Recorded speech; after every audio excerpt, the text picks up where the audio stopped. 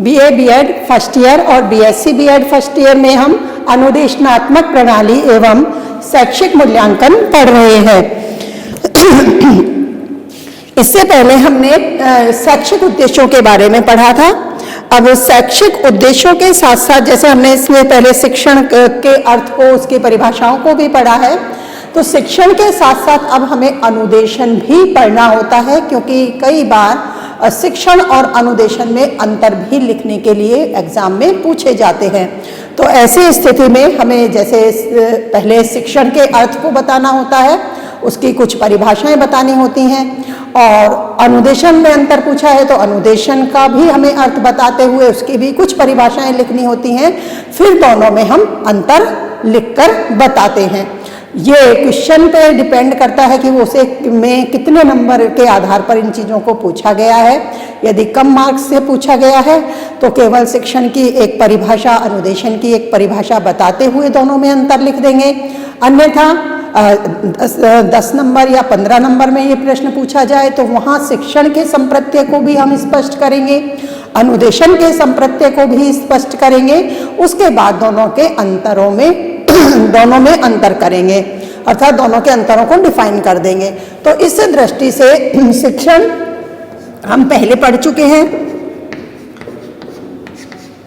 इसके समस्त अर्थों को पढ़ते हुए किस तरह की कितनी परिभाषाएं हैं और परिभाषाओं के आधार पर निष्कर्ष रूप में परिभाषा भी हम पढ़ चुके हैं। तो जहां शिक्षण में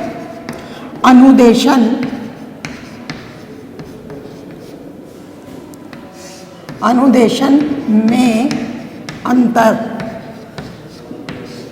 लिखने हो, वहाँ शिक्षण के अर्थ को बताते हुए फिर हम अनुदेशन के अर्थ को भी स्पष्ट करेंगे। तो इसी दृष्टि से पहले हम अनुदेशन को पढ़ लेते हैं। अनुदेशन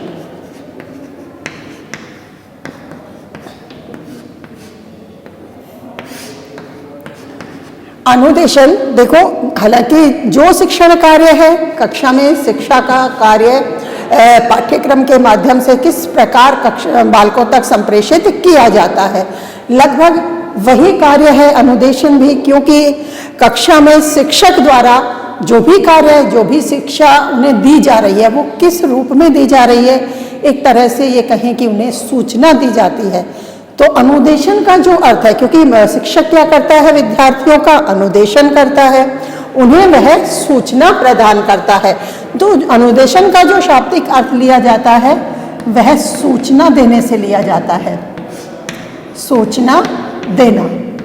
तो कक्षा में शिक्षक विद्यार्थियों को सूचना संप्रेषित करने का कार्य करता है, और भी कहें तो जैसे सूचना देना, आज्ञा देना, तो यह एक तरह से शिक्षण कार्य के भांति ही होता है, क्योंकि शिक्षण के दौरान ही अनुदेशन का कार्य भी होता रहता है। और चूंकि हम इनमें अंतर भी पढ़ेंगे, तो इस दृष्टि से थोड़ा सा मैं बता देती हूँ कि जैसे जो अनुदेशन का कार्य है वह केवल कक्षा तक ही सीमित होता है, जबकि शिक्षण का कार्य, क्योंकि वो सीखने का कार्य है, वो कक्षा के बाहर भी सीखने का कार्य हो सकता है और होता भी रहता है। बालक है वह कहीं भी किसी भी घटना के माध्यम से, किसी भी कार्य से वह सीखने का कार्य कर सकता है या सीखना उसका चलता रहता है। और अनुदेशन है वह कक्ष में ही पूरा हो जाता है। शिक्षक जिस प्रकार की सूचना उन्हें दे रहा है, जिस प्रकार की आज्ञा उन्हें दे रहा है, और शिक्षण के दौरान किस प्रकार की विषय वस्तु को अनुदेशन के माध्यम से, अर्थात सूचना के माध्यम से विद्यार्थियों को या छात्रों को संप्रेषित कर रहा है, तो वह सब क्या होगा, अनुदेशन होगा। और तो इस तरह से औपचारिक रूप से ये बात कहें कि जो अनुदेशन है वह कक्षा तक ही सीमित होता है, कक्षा में ही समाप्त हो जाता है, जबकि जो शिक्षण है यह जीवन पर्यंत चलने वाली प्रक्रिया है, क्योंकि सीखने की प्रक्रिया कभी समाप्त नहीं होती है, वह आजीवन चलती रहती है।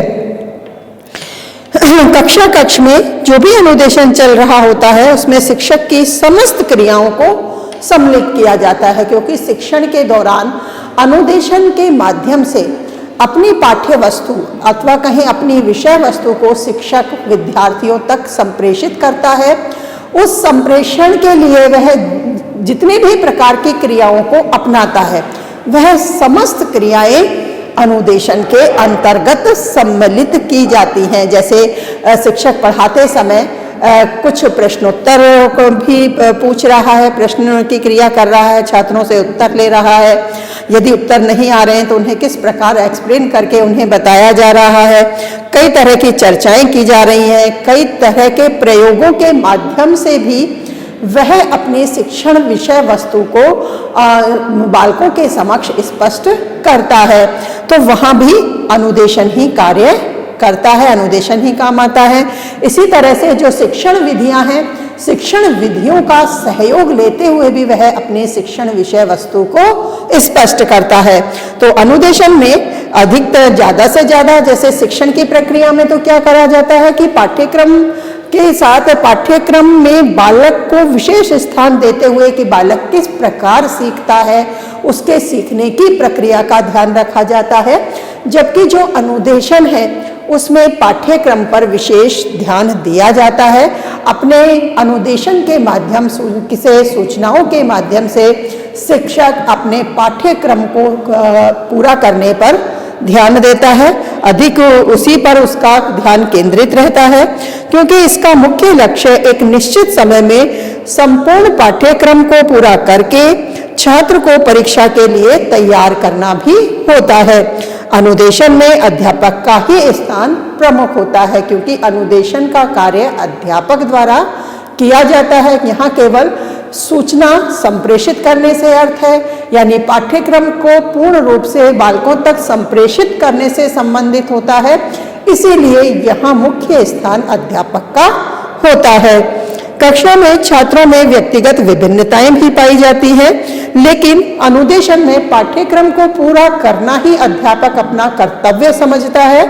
व्यक्तिगत विभिन्नताओं के आधार पर किस विद्यार्थी ने उस अनुदेशन के माध्यम से कितना सीखा है अथवा नहीं सीखा है, शिक्षक इस पर ध्यान केंद्रित नहीं करता है। उसका मुख्य उद्देश्य अपने पाठ्यक्रम को, अपने सिलेबस को पूर्ण करने से संबंधित होता है। क्योंकि व्यक्तिगत विभिन्नताएं बालकों में पाई जाती हैं, जिनके आधार पर छात्रों की योग्यताएं भी अलग अलग होती हैं। अनुदेशन द्वारा भिन्न भिन्न योग्यता वाले छात्रों को बराबर समान लाभ नहीं मिल पाता है। विशेष रूप से निर्बल छात्र अनुदेशन से बहुत कम लाभान्वित हो पाते हैं। इसलिए अनुदेशन का एकमात्र उद्देश्य पाठ्यक्रम को पूर्ण करना ही होता है, और यही माना गया है, क्योंकि अनुदेशन के माध्यम से समस्त विद्यार्थी पूर्ण रूप से लाभान्वित नहीं हो पाते हैं। इसलिए इसके द्वारा प्रदान किया गया ज्ञान अस्थायी रूप से या कहे जीवन से असंबंधित होता है। यह ज्ञान प्राप्ति और कौशल तक ही सीमित होता है, जबकि शिक्षण में ज्ञानात्मक, भावात्मक और क्रियात्मक तीनों पक्षों को सम्मिलित किया जाता है। जैसे कि शिक्षण से संबंधित हमने आगे शैक्षिक उद्देश्यों को भी पढ़ा था, जिनमें हमने इन तीनों उद्देश्यों की बात की थी कि किस तरह से शिक्षण के दौरान शिक्षा के जो शैक्षिक उद्देश्य हैं उनकी प्राप्ति की जाती है, और उन शैक्षिक उद्देश्यों में समस्त शैक्षिक उद्देश्यों की उपलब्धि करना ही शिक्षा का मुख्य लक्ष्य होता है, जिसमें हमने उद्देश्यों को 3 वर्गों में बांटा है, ज्ञानात्मक, भावात्मक और क्रियात्मक। तो जो हमारे शिक्षण का उद्देश्य होता है वह इन तीनों ही प्रकार के उद्देश्यों की प्राप्ति करना होता है, जबकि अनुदेशन का उद्देश्य मात्र क्या होता है, अपने पाठ्यक्रम को पूर्ण करवाना। वहाँ छात्र भिन्न भिन्न हैं, अलग अलग योग्यताओं वाले हैं, अलग सीखने का स्तर है उनका, इस पर अध्यापक ध्यान केंद्रित नहीं करता है। उसका मुख्य उद्देश्य अनुदेशन के माध्यम से अपने सिलेबस को, पाठ्यक्रम को पूर्ण करवा के परीक्षा में के लिए बालकों को तैयार करने से संबंधित होता है कि विद्यार्थी संपूर्ण पाठ्यक्रम में से अपना जो पेपर उसे मिले वह पेपर करने के लिए तैयार हो। तो इसी आधार पर अनुदेशन का जो अर्थ है वह सूचना देना या आज्ञा देना से लिया जाता है, आज्ञा देना से लिया जाता है, जिसे केवल हमने कक्ष तक ही सम्मिलित किया है कि केवल ये कक्षा कक्ष तक ही सीमित रहता है, तक ही यह सीमित होता है। तो ये तो हो गया अनुदेशन का अर्थ भी हो गया और किस तरह से यह कक्षा तक सीमित होता है यह भी हमने एक्सप्लेन कर लिया। अब इसके बाद हमें अनुदेशन की परिभाषाओं को भी पढ़ना है। जैसे जो कुछ अनुदेशन से संबंधित अलग अलग शिक्षाविदों ने अपने विचार व्यक्त किए हैं, तो इन विचारों के आधार पर अनुदेशन को और किस प्रकार से हम परिभाषित कर सकते हैं उन्हें भी हम लिख लेते हैं। जो शिक्षाविद हैं उन्होंने अनुदेशन के लिए अलग अलग परिभाषाएं व्यक्त की हैं। अनुदेशन की परिभाषाएं, इसको भी मिटा ही देते हैं।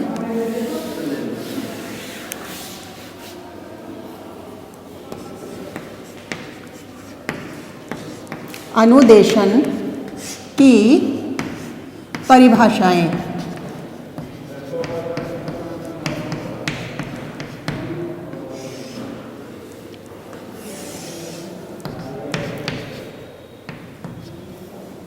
हाँ देखो, अनुदेशन की परिभाषाओं में हेंडरसन है, इन्होंने अनुदेशन को परिभाषित करते हुए अपने विचार व्यक्त किए हैं, जिसमें इन्होंने अनुदेशन को शिक्षा का एक भाग स्वीकार किया है।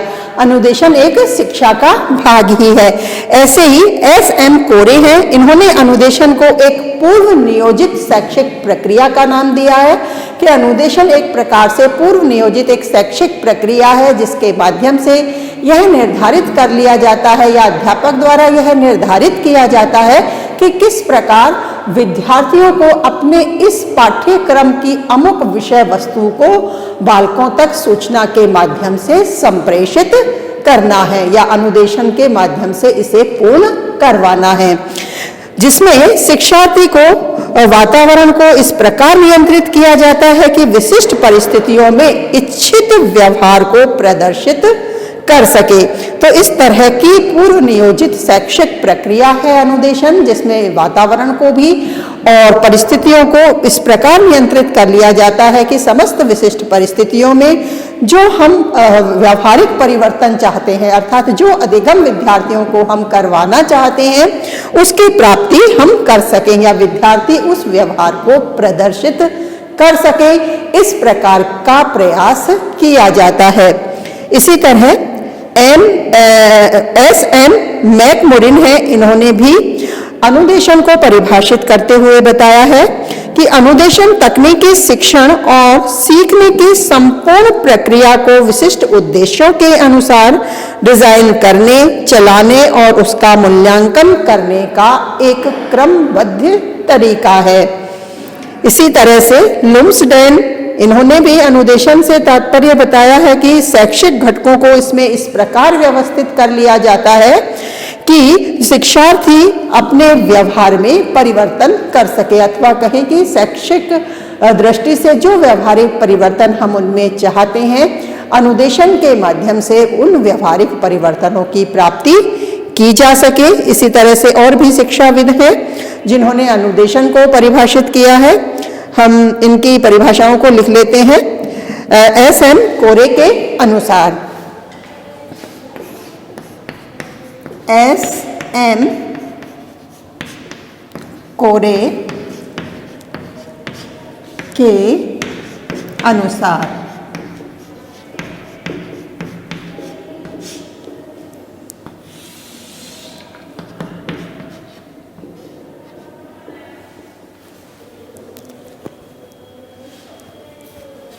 एस.एम. कोरे ने अनुदेशन को एक पूर्व नियोजित शैक्षिक प्रक्रिया बताया है। इनके अनुसार अनुदेशन एक पूर्व नियोजित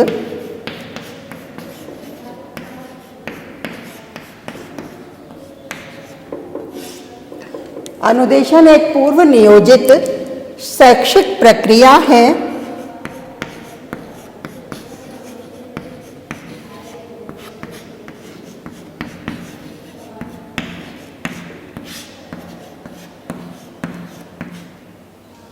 अनुदेशन एक पूर्व नियोजित शैक्षिक प्रक्रिया है जिसमें शिक्षार्थी के वातावरण को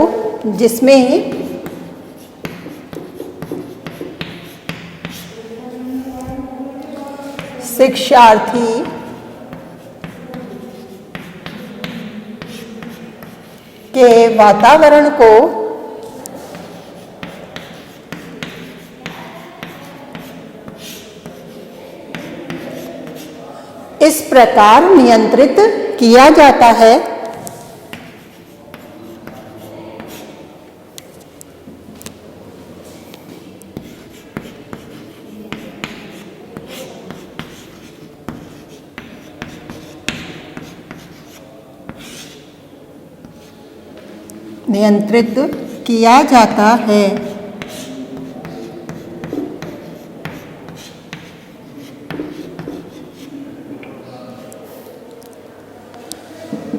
कि विशिष्ट परिस्थितियों में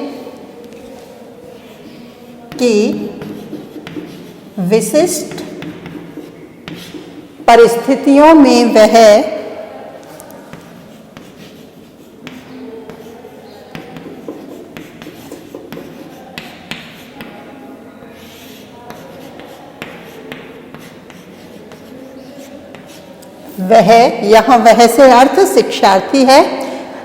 इस परिस्थितियों में वह इच्छित व्यवहार प्रदर्शित कर सके।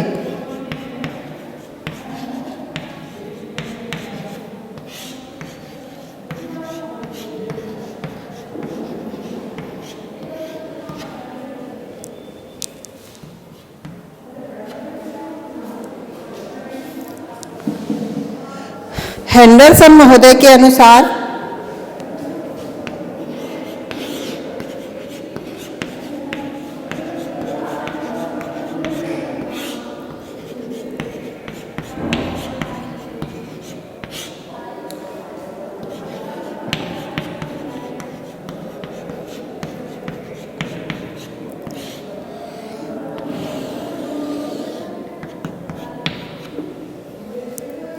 हेंडरसन महोदय ने अनुदेशन को शिक्षा का एक भाग माना है।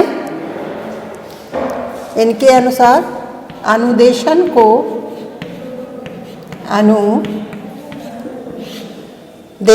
को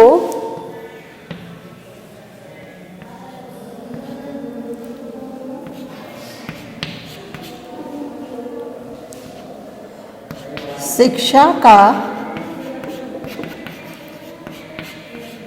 एक भाग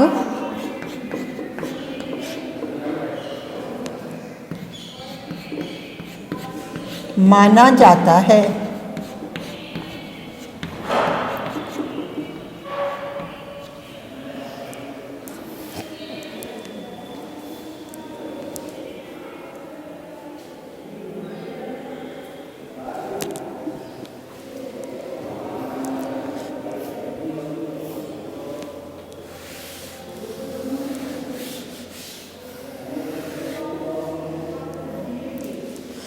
लुम्सडेन के अनुसार अनुदेशन से तात्पर्य, तीसरी परिभाषा लिख लेते हैं। लुम्सडेन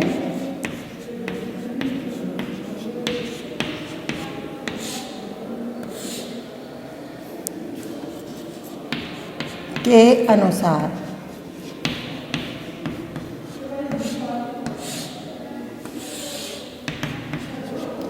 शिक्षा से अनुदेशन से तात्पर्य, अनुदेशन लिख रहे हैं, अनुदेशन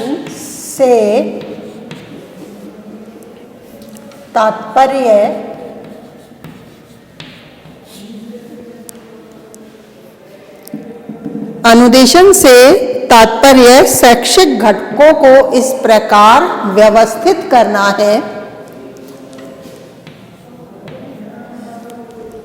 शैक्षिक घटकों को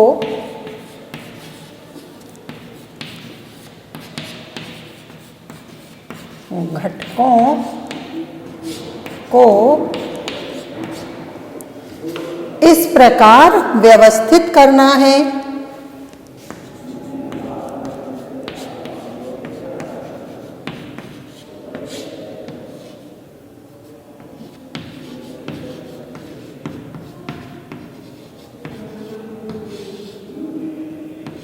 इस प्रकार व्यवस्थित करना है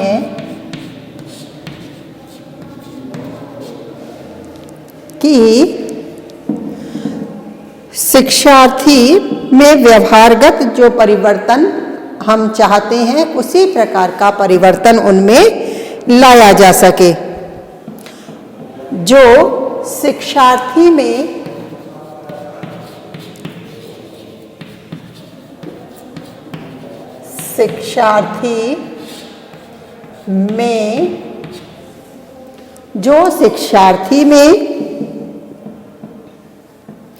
व्यवहारगत परिवर्तन ला सके, व्यवहारगत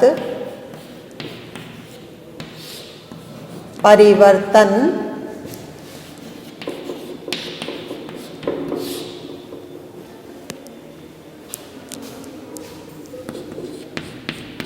ला सके,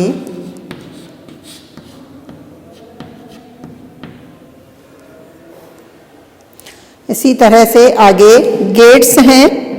इन्होंने भी अनुदेशन को एक ऐसी प्रक्रिया बताया है जो शिक्षार्थी को कुछ उद्देश्यों की ओर प्रभावित करती है।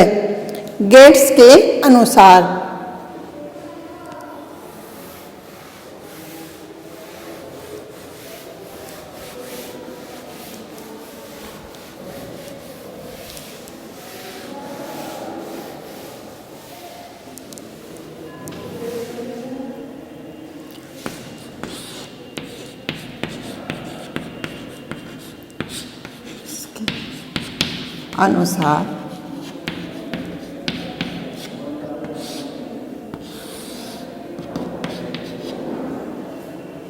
गेट्स के अनुसार अनुदेशन वह प्रक्रिया है जो अनुदेशन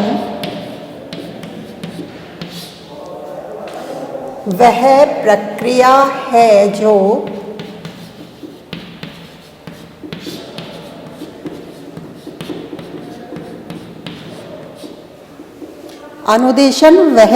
प्रक्रिया है जो शिक्षार्थियों को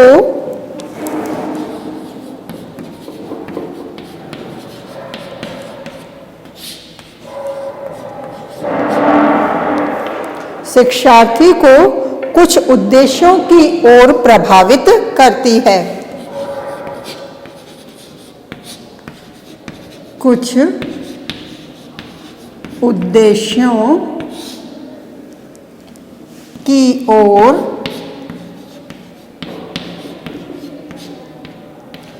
प्रभावित करती है।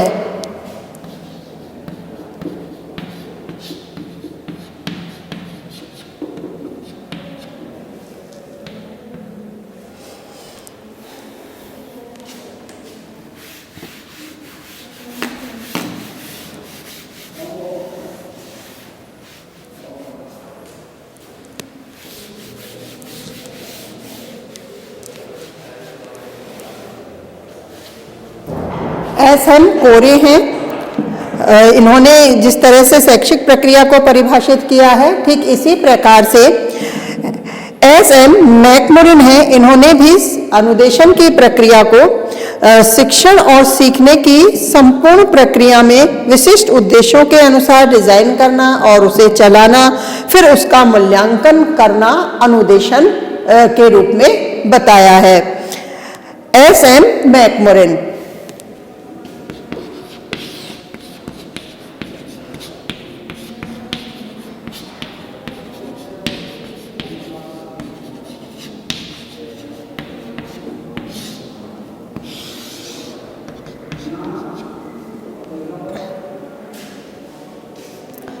अनुदेशन तकनीकी शिक्षण और सीखने की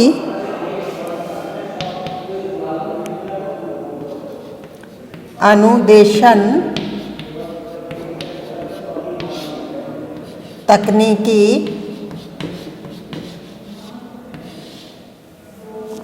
अनुदेशन तकनीकी शिक्षण और सीखने की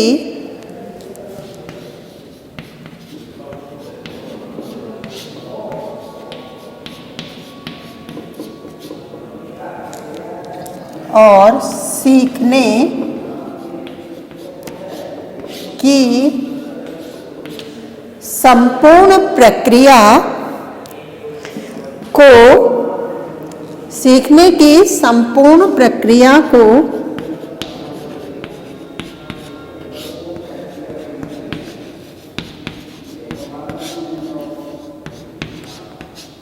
विशिष्ट उद्देश्यों के अनुसार विशिष्ट उद्देश्यों के अनुसार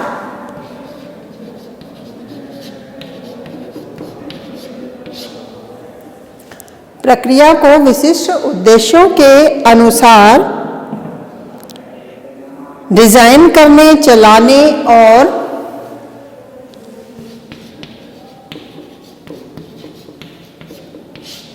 करने, चलाने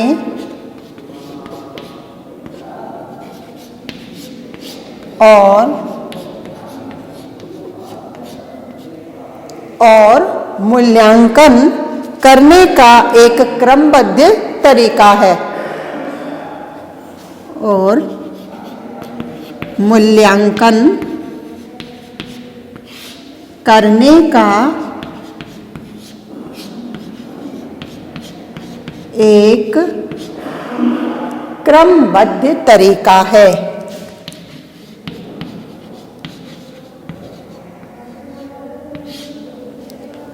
मूल्यांकन करने का एक क्रमबद्ध तरीका है।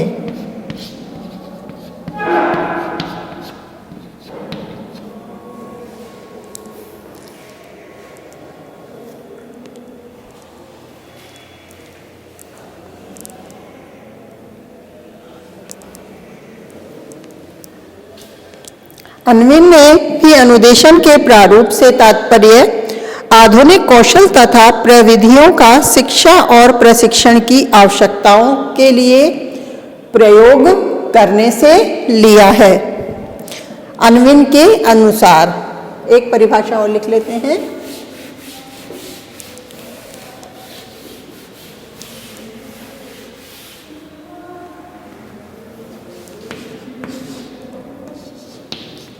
अन्विन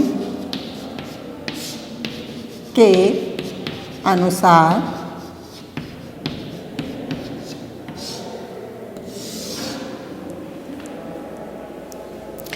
अनुदेशन के प्रारूप से तात्पर्य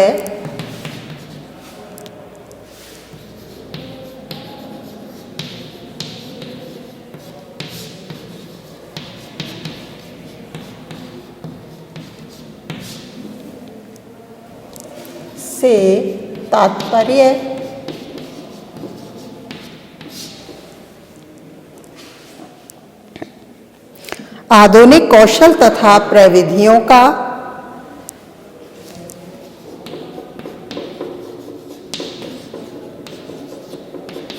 आधुनिक कौशल तथा प्रविधियों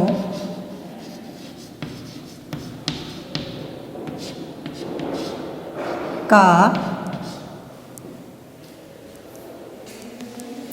शिक्षा तथा प्रशिक्षण की आवश्यकताओं के लिए शिक्षा तथा प्रशिक्षण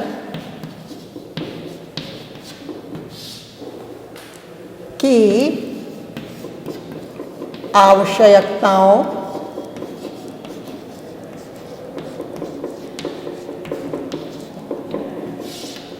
के लिए प्रयोग